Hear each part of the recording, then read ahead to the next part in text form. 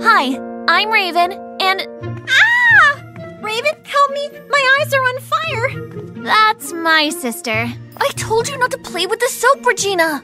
I'm only 9 years old, but my baby sister makes me feel like her parent, since she's always getting herself into trouble. And if I don't help her, then who will? Since Mom is always so busy. Raven, Regina, you're going to be late for school.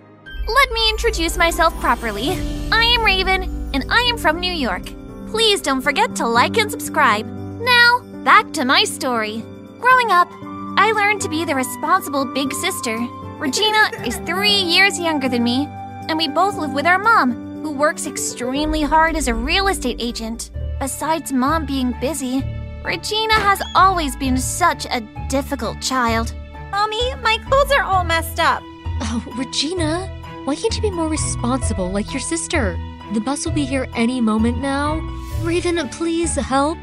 I didn't mind helping Mom out with my sister, but as I helped her change into a clean t-shirt, she suddenly bit my hand. Ow! Regina, why did you do that? Oh, I'm sorry, Raven. I didn't mean to bite you. I was feeling a little hungry, and it just happened. Is that a bus I hear? Hurry up, Raven. We're going to be late. At school, I was a top student and a role model to all my classmates. Well done once again to Raven, who scored full marks on the test. Everyone else failed. Oh, aren't you so perfect? Geek. Oh, don't sulk too much. You might just melt and turn exactly into your result, which is a big, fat 0. Kids were jealous of me all the time, but I never focused on that much. I stuck to my goals and enjoyed the results. Mom would be so proud. And when I was around 16 and showed Mom my top achievement award, Regina suddenly screamed. Ah! What's wrong? What happened? Oh, I thought I saw a rat or maybe a snake, but it's just my eyes playing games. What's for dinner? I'm hungry. Can I see your report card? Regina's report card looked like a hot dookie, and Mom was not very pleased when she saw her results. You failed! Again? I'll try harder next term. I never see you studying. You're always watching TV or playing video games. From now onwards, you will study with your sister. I was so surprised by what Regina did next. She got up and toppled the table and chairs upside down with so much rage. I'm so sick and tired of you and your perfect daughter, Raven. I'm not Raven, Mom. After Regina left the kitchen like a beast, Mom started crying, and I comforted her. And then later that evening, when we sat down for dinner, Mom had something important to tell us. The summer holidays are coming up, but unfortunately my boss needs me to attend some urgent business in Chicago. So are we getting a sitter? No, I have no choice but to send you to your Aunt Maggie's house. Aunt Maggie's, yay! I, however, was not happy in the least. Aunt Maggie was just like Regina, a ruthless devil. When we arrived at Aunt Maggie's house, she was already waiting on the porch. Regina got out of the car and ran to her like she was just freed from prison, and Aunt Maggie caught her with her arms wide open. Auntie Maggie, I missed you! I have missed you as well, my Regina Boo. Look how much you have grown. Come on in, you must be thirsty. Mom and I were left standing outside to carry in all the bags. As we entered the living room, it was like walking through a freaking kaleidoscope. All the bright colors almost blinded me for a moment. Aunt Maggie was helping Mom with our bags. Thank you for taking care of the girls. You can handle this, right? Aunt Maggie ignored Mom's question and rushed toward the kitchen because there was a loud crashing sound. Maggie, are you sure you can handle this? Relax, sis, I can. Enjoy your holiday. Okay, bye, girls. Please behave. The next day, Aunt Maggie wanted to take us out for an early lunch, but I wasn't feeling so well. Raven, we're starving. Hurry up. It's fine. Go on without me. I decided to stay in bed the whole day, hoping to feel better. And then there was this loud rattling sound. Being alone never scared me, but suddenly I felt a chill. And when I tried to fall asleep, bang! There was that sound again. Aunt Maggie? Regina? Is that you? Regina, you can cut it out now. You have my attention. Secretly, I hoped that it was Regina and her attention-seeking nature, but it was not. I slowly got up from under the blankets and bravely went to face whatever it was. Hello? Anyone there? When the noise stopped, I relaxed a little. But when I looked inside my aunt's room, something was in there, shuffling around, and I raced back to my room. I stayed under my blanket with the torch on for hours. It was night now, and Aunt Maggie and Regina weren't back yet. But I was dog-tired, and my eyelids felt like lead, so I let myself fall asleep. The next morning, I woke up startled as Aunt Maggie started shouting from the kitchen.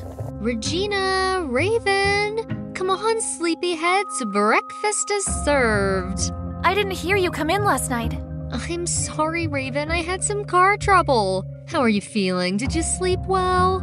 I decided I needed to just come out with it and tell Aunt Maggie what I thought. I think there is a ghost in your room, Aunt Maggie. Aunt Maggie and Regina burst out into hysterical laughter. I felt like a fool for saying what I thought. That's the most funniest thing. Jinx, you owe me a soda.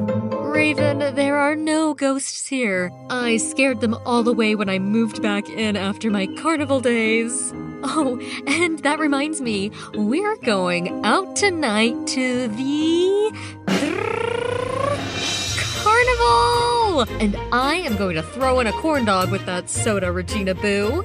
Woohoo! Since no one believed me about the ghost, I was going to stock up on torch batteries. There was no way I was going to fall asleep in this house without my torch. All right, now let's talk about what we're wearing tonight. This is what I'll be wearing, and I have matching outfits for you both.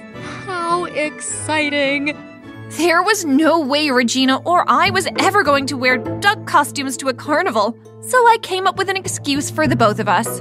Regina and I have, severe skin allergies, so I don't think that's the brightest idea. Okay then, more fun for me then.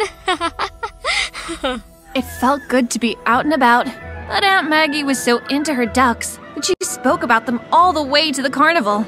All right, girls, my duck show is about to begin.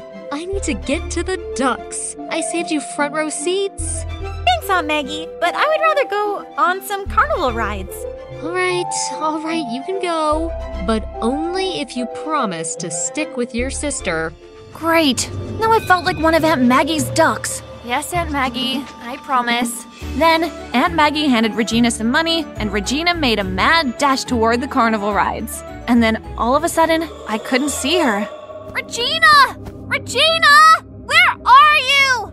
When I spotted her, she was heading toward the lake with a boy! Was this Regina's plan all along? To ditch me for a boy?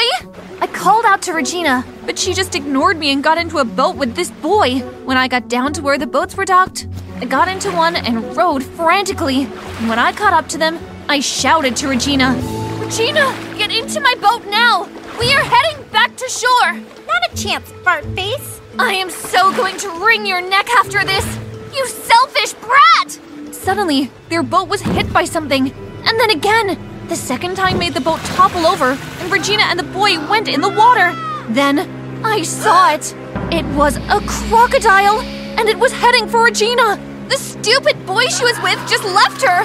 Regina, grab onto the paddle! We got onto shore safely, and then Regina got out of the boat and bolted toward that very same boy. How could you just leave me to be eaten by a crocodile, you jerk? As she was arguing with her boyfriend she met 15 minutes ago, this other girl shoved Regina. Hey, why are you yelling at my brother? You freakazoid! Your brother left my sister to be eaten by crocodiles!